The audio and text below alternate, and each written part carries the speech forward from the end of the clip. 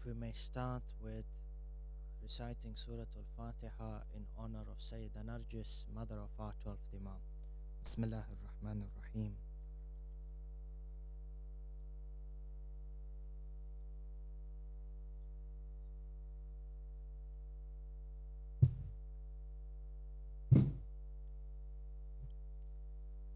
أعوذ بالله من الشيطان اللعين الرجيم. بسم الله الرحمن الرحيم.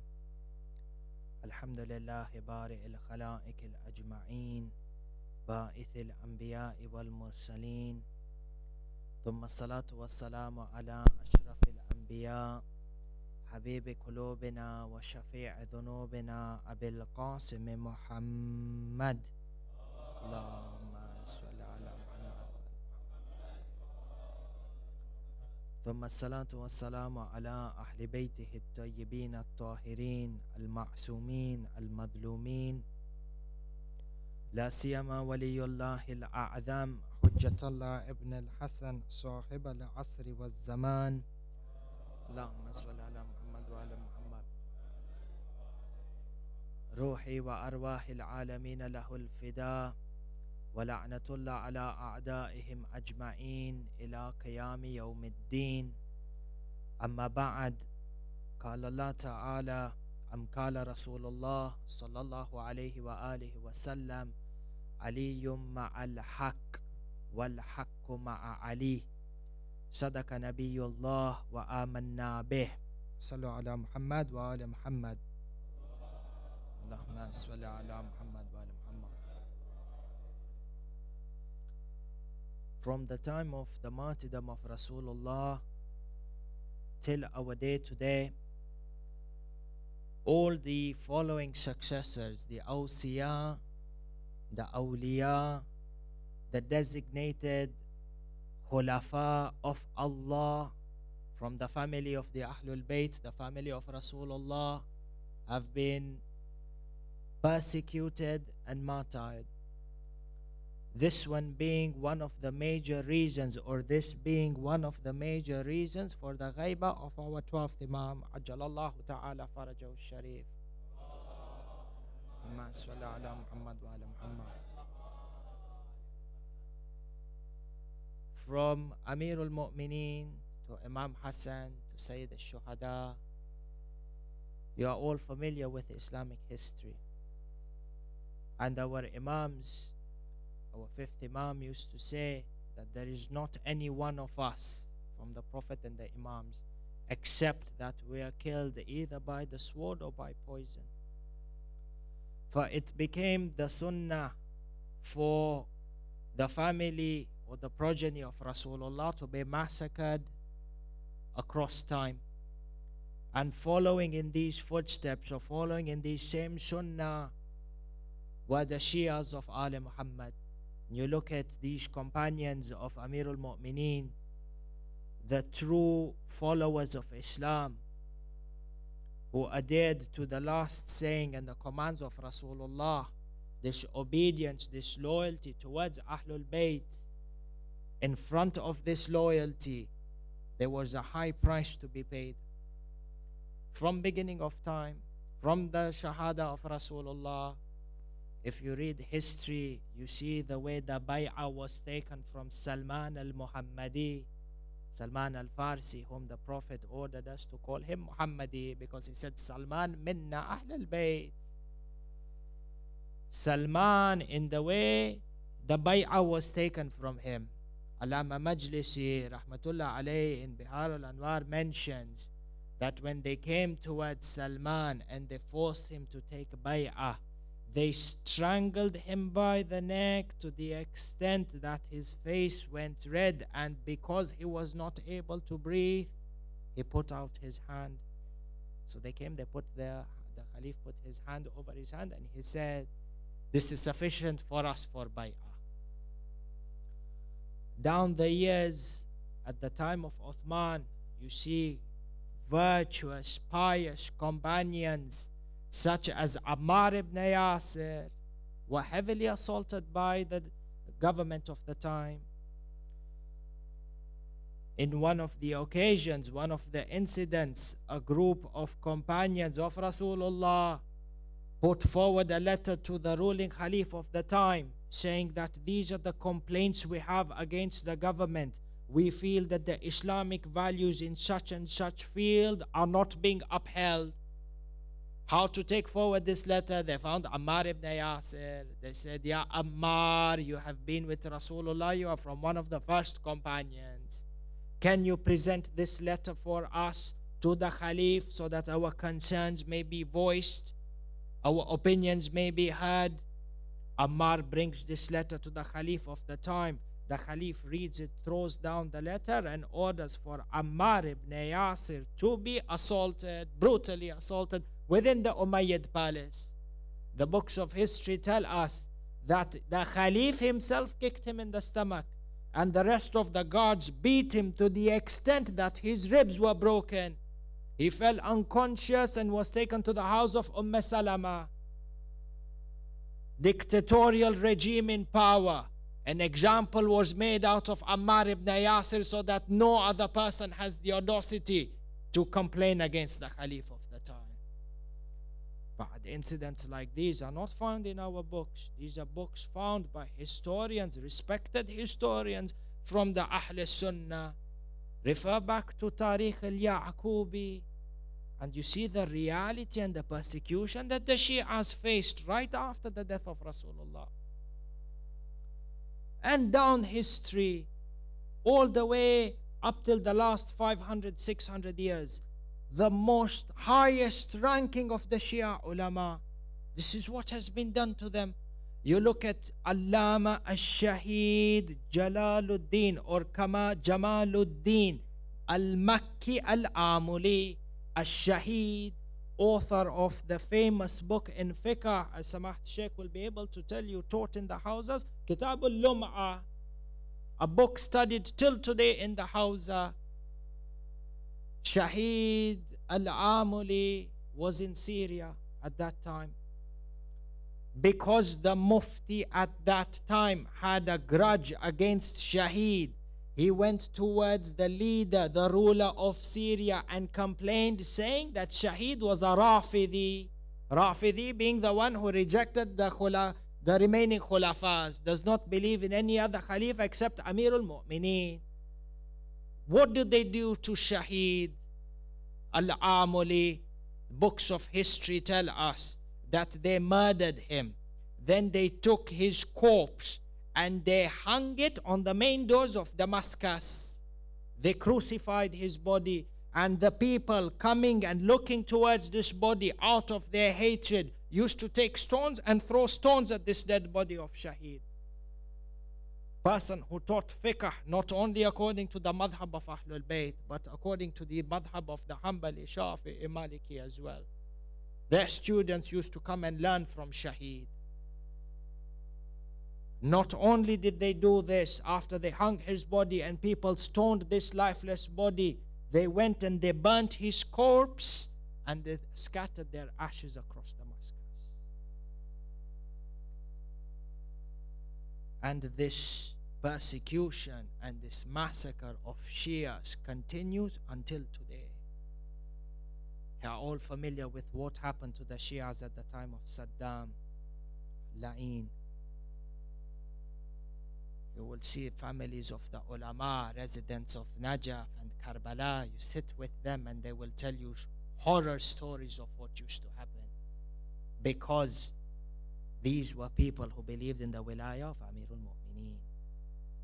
Now they have famous incidents where they would take Shia families from Najaf to the bank of Furat, the army and the personnel of Saddam, and they would put these people alive into meat grinders.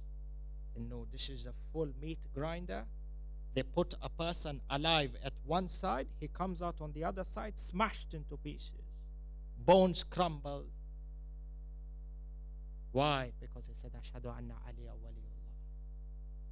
At that time, scholars in the Hawza used to say that a person would beg the Ba'athi, when you put me into this meat grinder, don't put me from my legs because the pain will kill me. Put me from my head just so that I don't feel the pain. They used to pay the Ba'athi to be killed like this. Grinders from the head and not from the feet.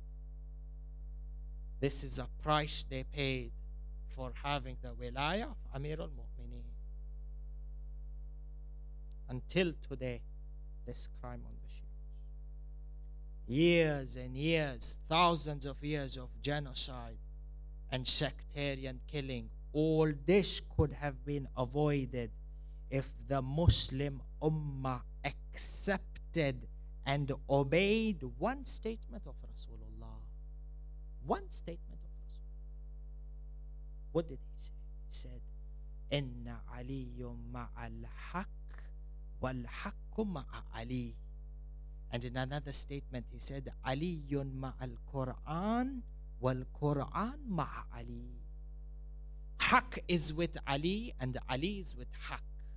Ali is with the Quran and the Quran is with Ali. A hadith accepted by all schools of thought within the Muslim Ummah, Shia and non-Shia.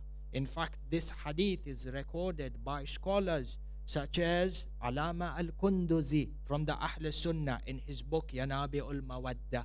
In the book Al-Imama was-Siyasa, you will find it narrated over there. You will find it narrated by the famous Sunni historian At-Tabarani. You will find it from the Mufassirin of the Ahl Sunnah like Fakhruddin al-Razi. Hadith like these are not exclusive to the Shia school of thought, such that somebody might say that these are exaggerated and ghulu. La. Haq is with Ali. When two people fight over the interpretation of religion, disagree, then Rasulullah's order is that the benchmark and the threshold of truth is Amirul Mu'mineen. Siffin, 3 months of fighting, 18 encounters. How many Muslims died? If they would have applied this one hadith of Amirul Mu'mineen, there would not have been a Siffin. There would not have been a Jamal. All these years of bloodshed would not have been there. Interpretations of the Quran. Today you have schools of thought within the Muslim Ummah that use the Quran to justify the killings of non-Muslims. Is this the interpretation of Amirul Mu'mineen? Today the Muslims are using Quran to prove that Allah subhanahu wa ta'ala has a body. He's limited to and constrained to time and space. Rasulullah spent 23 years preaching to the Muslim Ummah, or preaching to the Arabians, that Allah is one, not limited or constrained by time or space. 1400 years later, his Ummah comes and says Allah has a body, and the proof is from the Quran. And then they kill the other Muslims who don't follow this interpretation. Where is the interpretation of Imam Ali? Aliyun ma'al Quran wal Quran ma'a Ali. Aliyun ma'al haq wal haq ma'a Ali. When we have conversations like these and discussions like these, as Shia of Amirul Mu'mineen, what have we done to ensure that his haq is spoken about? What have we done to ensure that the values and the principles that Amirul Mu'mineen lived for are announced to the rest of the world? These conversations on the right of Amirul Mu'mineen, the persecution of Amirul Mu'mineen and his Shi'as, should not be looked upon as being a platform for igniting sectarian violence. Abadan. We are from the madhab of Amirul Mu'mineen. We are from the Shias of Ali Muhammad. And for us, it is a matter of pride that we subscribe to a madhab of non-violence. None of our imams from Amirul Mu'mineen to our 12th imam have advocated killing of non-Shias because they differ with you over the issue of imama, for example, or tawheed. To kill a pig or to kill a dog, to deny a dog food, a stray dog food, is counted as a sin. Then what about showing animosity and hatred or taking the life of another human being? But who is there to show the media, to show the world that the Shias are the ones who believe in non-violence. So long as we remain quiet over the reality of Islam, the image of Islam becomes tarnished. Until you give a hand, you give a green light to the Wahhabiyya and the Salafiyya to go and market Islam the way they want. So long as the version of Islam as per Amirul Mu'mineen is hidden from the people, the false image of Islam will be conveyed. Why is it that inside Europe in general and England in particular, there are rising cases of Islamophobia? Why is it that governments have to get together and start to draft bills such that anti-Islamophobia sentiments are not spread on the streets? You can't force somebody to love a Muslim. You cannot have any bill passed in government forcing a non-Muslim to love a Muslim, so long as the image of Islam that is portrayed is one that shows violence, that proves violence, that accepts or justifies violence, people will never love Islam. So long as the reality of Amirul Mu'mineen is not shown to the people, people will never love Islam. Because this is an Islam other than that of Rasulullah. Ahna living here in the West, to a great extent, we are responsible for the image of Islam. This freedom that we are blessed to have in this country, freedom to practice our faith, freedom to speak about our faith and propagate it. This is a freedom that in essence is a ni'mah which we need to do shukr for. And together with this ni'mah there is a responsibility. In the Quran, Allah subhanahu wa ta'ala says, Bismillahir Rahmanir Rahim, Waqifuhum innahum mas'ooloon. People, practicing Muslims, fasted, they fasted. They went for Hajj, they went for Hajj. Zakat, Sawm, everything. They want to enter into Jannah, Allah will hold them. Waqifuhum, the angels shout. Innahum mas'ooloon. They are questionable. They have answers to give. Answers for what? They have answers to give over what they did when it came to the preserving the image of Islam over here in the West. It is unacceptable that people start to think and run away from this religion because of some extremist views and the Wahhabiyya and Salafiyya. We, the Shias, were the first people to be persecuted in Islam. There is no other sect more madloom than the sect of Ali Muhammad. No other Imam, no leader of any other religion has been more madloom than the Imams of Ahlul Bayt, including Amirul Mu'mineen. Sallu ala Muhammad wa ala Muhammad.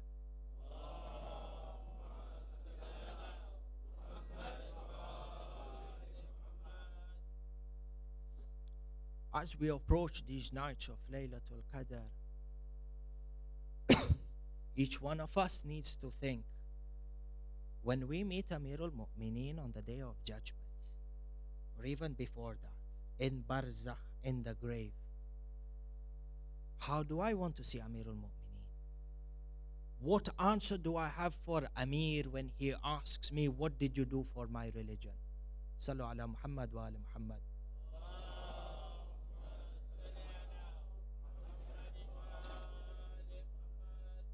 How will I receive him in the Qabr? What answer will I give him on the Day of Judgment? With what face will I say to him, Ya Amir, I was not able or just wasn't bothered or didn't have time to put forward one hadith for you.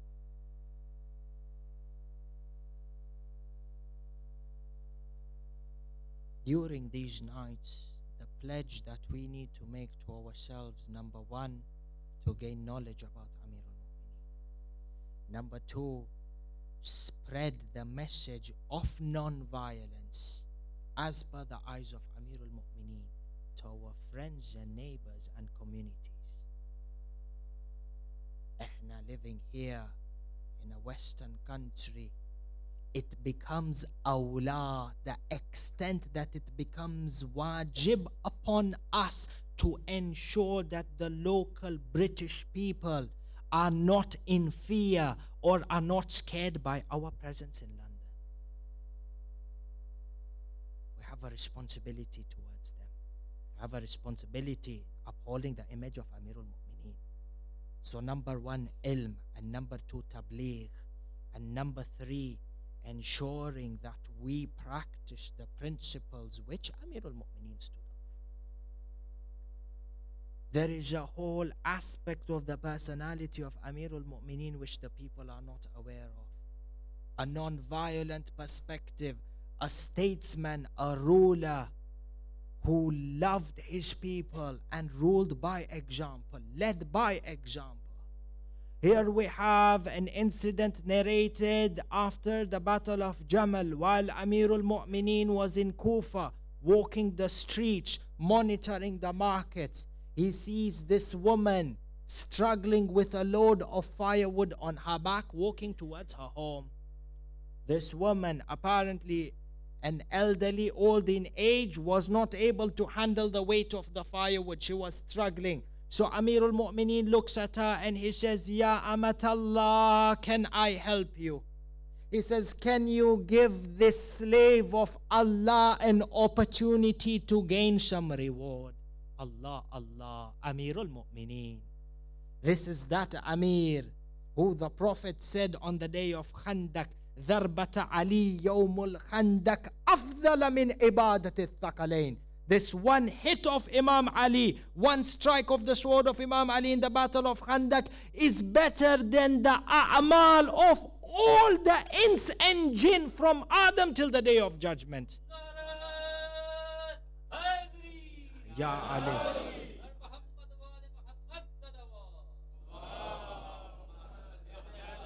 Muhammad wa ala Muhammad.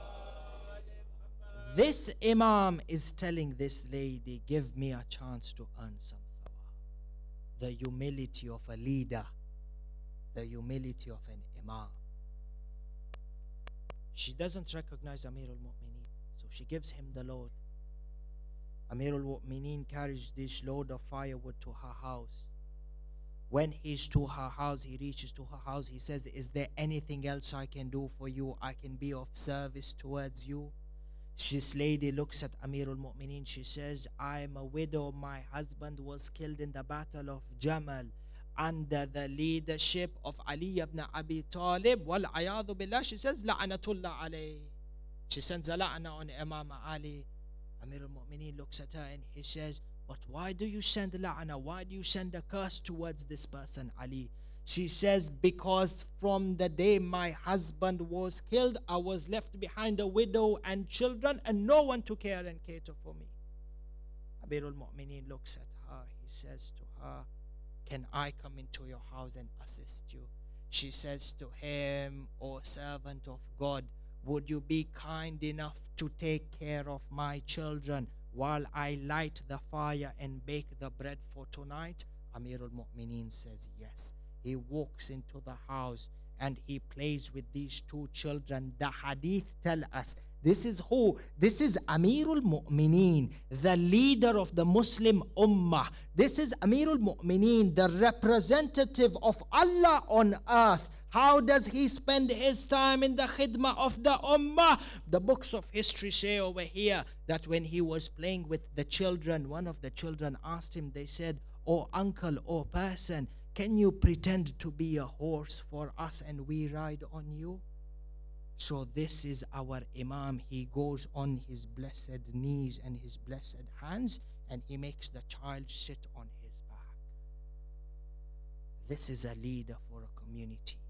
This is a statesman for a country. Which other leader have you seen go to this extent in serving? The neighbor comes out and she sees Imam in the house. She goes to the woman of the house and she says, Wayhaki, Do you not know who is in your house? She says, no, this is a regular person I found in the street, a person with good wishes and good intention, helping me take care of my children. The neighbor says to her, do you not know that this is Ali ibn Abi Talib? This woman looked at her, she fell into tears. She threw herself in front of Amir al-Mu'mineen and said, I am sorry that I misbehaved in front of you. Had I known that you were Ali ibn Abi Talib, I would not have acted in this way. This is the face of a leader. This is the personality of a leader that needs to be shown in front of the non-Muslim ummah. It is a matter of pride and fakhr that we have leaders such as Amir al-Mu'mineen.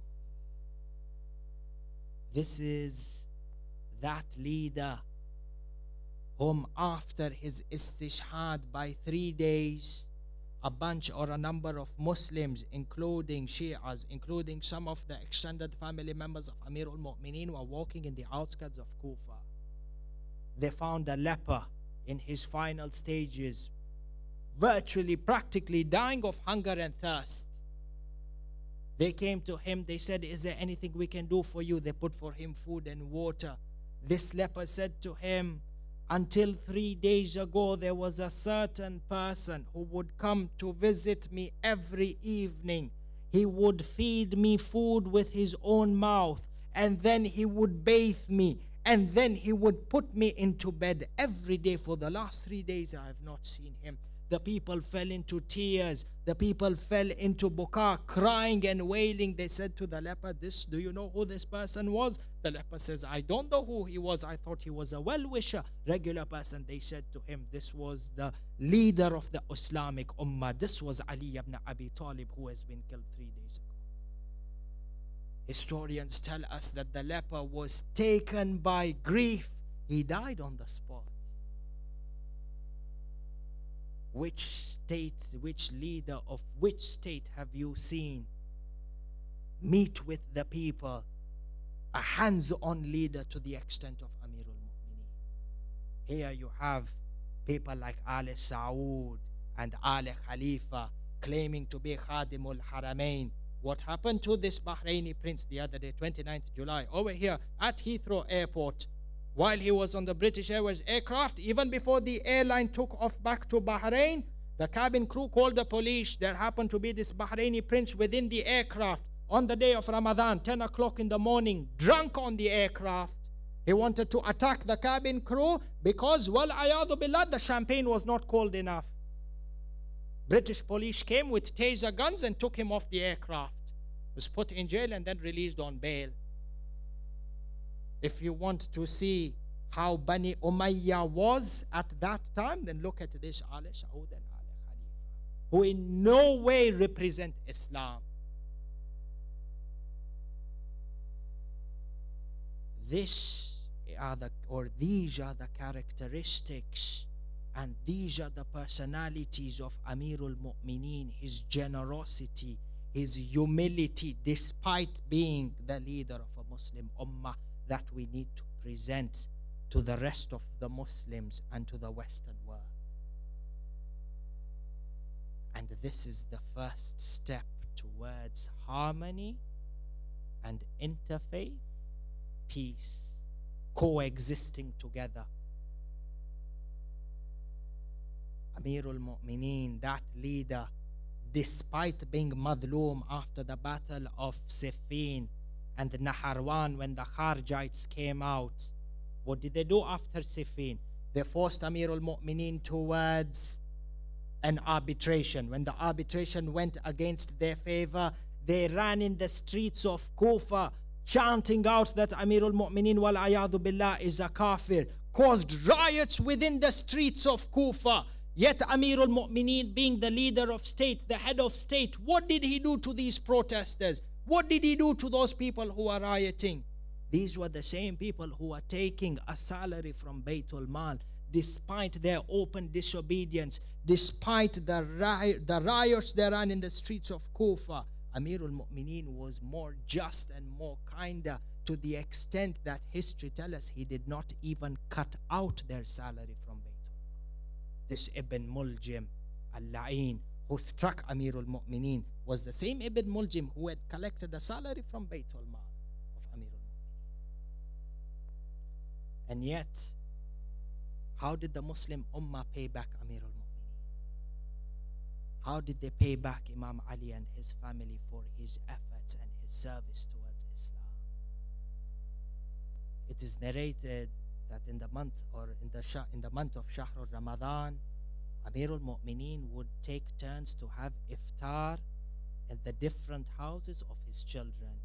One night he would have iftar at the house of Imam Hassan, another night iftar at the house of Imam Husayn, then at the house of Sayyida Zainab. And on a night like this, 19th of Ramadan, it was his turn to have iftar at the house of Sayyida Kulthum. Sayyida Kulthum says, I prepared for him the iftar. He recited his Salatul Maghrib. He prayed, completed his prayers, and came towards the table spread. He sat on the ground. Sayyida Kulthum says that I presented for Amir al-Mu'mineen 2 pieces of bread, a yogurt, and some salt. When Amir al-Mu'mineen looked at the table, he said to his daughter, to Kulthum, he says, why do you feed me in extravagance? Allah, Allah. She said, why do you feed me in extravagance? She said to him, Ya Kulthum, do you not know that the more we eat, the longer our standing will be on the day of judgment? So he said to her, my daughter, take one thing away from this table. Kulthum says that I put my hand to take away the salt. So Amir al-Mu'mineen put his hand on my head and he said, Billahi alaykan la tarfa'i. He says, I swear to you, upon you, I hold you on oath that you don't take the salt. Lift either the bread or the yogurt. Salama says that I took away the yogurt, or Amir al-Mu'mineen asked me to take away the yogurt. On a night like this, the 19th of Ramadan, Amir al-Mu'mineen broke his fast with a piece of bread and salt, dry bread.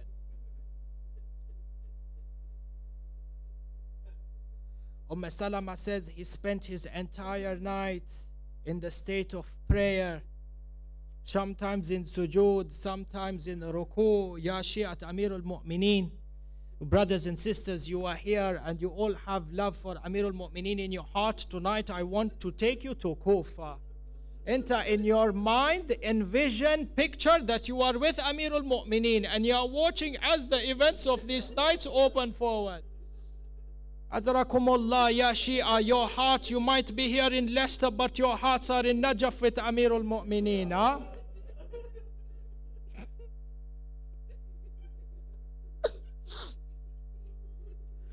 Salama says Amir al-Mu'mineen spent his night in salat, sometimes in ruku, sometimes in sujood. Many times he would come out of the house looking towards the sky, looking towards the stars, and who would say, Wallah ma kudhibtu wa ma kadhabta ya Rasulallah.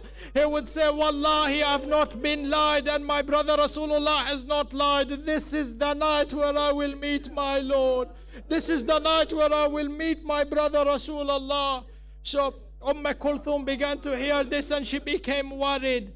The night of 19th passed as Amir al-Mu'mineen was in the form of ibadah. He said to Salama, I am now engrossed in my du'as, or to Kulthum, he said, I am now engrossed in my du'as as we approach the time of Fajr. Please come and alert me. Amir al-Mu'mineen began to recite his du'as. At this time, the historians say he closed his eyes for a few moments. He fell asleep. He saw Rasulullah in his dream, and he saw Hamza, and he saw Jafar al-Tayyar, and he saw Sayyida Zahra. All of them saying to him, Rasulullah saying, Ya Ali, halimmu ilayya, Ya Ali. He says, hurry towards us. Our separation has been too far. Amir al-Mu'mineen woke up from his sleep and he said, the time is being ordained. Kulthum comes with a bowl of water. Amir al-Mu'mineen does his wudu. He walks out towards Masjid al-Kufa. He walks towards Masjid al-Kufa. Masjid al-Kufa was dimly lit with candles. people, it was a habit at that time that they would perform i'tikaf and they would spend their nights in Masjid al-Kufa. A whole bunch of people were sleeping there. It was the time of Fajr. Amirul Mu'mineen went towards the elevated place where the Mu'adhin would give the adhan. On a night like this, Amirul Mu'mineen himself gave the adhan. He stands up on the place of the Mu'adhin and he begins, Allahu Akbar, Allahu Akbar, Adhan Amirul Mu'mineen. He completes reciting his adhan. He sees the people, those who have not woken up from their sleep. He goes and he wakes each and every one of them. He says, As-salat, As-salat, Yarhamakumullah, until he came towards Ibn Muljim. Ibn Muljim was lying on his belly, sleeping on his belly with his sword covered. So Amirul Mu'mineen looks at him, he shakes his shoulder. He says, Ya ibn Muljim, kum min nawmik fahadha nawmu shayateen. He says, look at the akhlaq and the adab of Amirul Mu'mineen. And he's in front of his killer, the person who's going to strike him with his head. Yet Amirul Mu'mineen does tabligh to him. He gives him words of advice. What does he say to him? He says, kum min nawmik fahadha nawmu shayateen. فإذا تريد نم على يمينك فهذا نوم العلماء أو نم على شمالك فهذا نوم الحكماء أو نم على كفاك فهذا نوم الأنبياء. Amirul Mu'mineen looks at him and he says, don't sleep on your stomach because this is the sleep of the shayateen. Rather sleep on your right side because this is the sleep of the ulama, or sleep on your left side because it is the nawm of the hukama, or if not, sleep on your back because this is how the anbiya would sleep. Ibn Muljim looks towards him. Amirul Mu'mineen goes towards the mihrab. He recites the iqamah. The people prepare their lines for Salatul Jama'ah. Amirul Mu'mineen does the niyyah, Takbiratul Ihram, Allahu Akbar. Allah, Allah, this is the last Salat of Amirul Mu'mineen. Inta ya Muwali, you are standing in Masjid al-Kufa watching. Amirul Mu'mineen begins his Salat, Bismillahir Rahmanir Rahim, Alhamdulillahi Rabbil Alameen. He completes the Fatiha. He recites a surah. He goes into ruku. Subhana Rabbiyal Azim wa bihamdih. At this time, Ibn Muljim becomes restless, deciding how to attack Amir. The Muslims are in their ibadah. Amirul Mu'mineen wants to go towards the sujood. Sami Allahu liman hamida. Allah, Allah, Ali goes into ruku, into sujood. Subhana Rabbiyal A'la wa bihamdih. On this side, Amir wants to raise his head from sujood. From behind, Ibn Muljim comes out with his sword shouting, Al-Hukmu Lillah. ليس لك يا علي فضربه برأسي بسيفه على رأسه. The Maktal says he went towards Ali and he struck Amirul Mu'mineen with his sword on the head.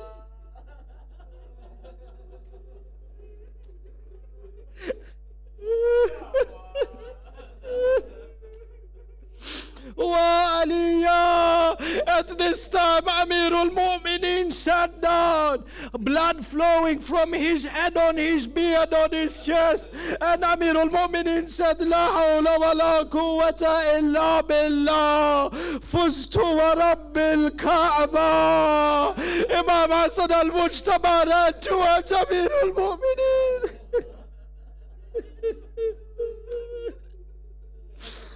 Imam Hassan ran towards Amirul Mu'mineen. He said to him, Oh my father, what have they done to you? At this time, the earth became darker. The winds began to blow harder. Sayyida Zainab says, we heard Jibreel from between the heavens and the sky. Angel Jibreel began to weep out. تهدمت والله أركان الهدى انفسمت والله عروة الوثقى قتل علي المرتضى قتله الأشقياء. Allah, Allah. They went towards Amir al-Mu'mineen, blood flowing on his clothes. They bandaged his wounds. Amir al-Mu'mineen said, this is the day that I have been promised.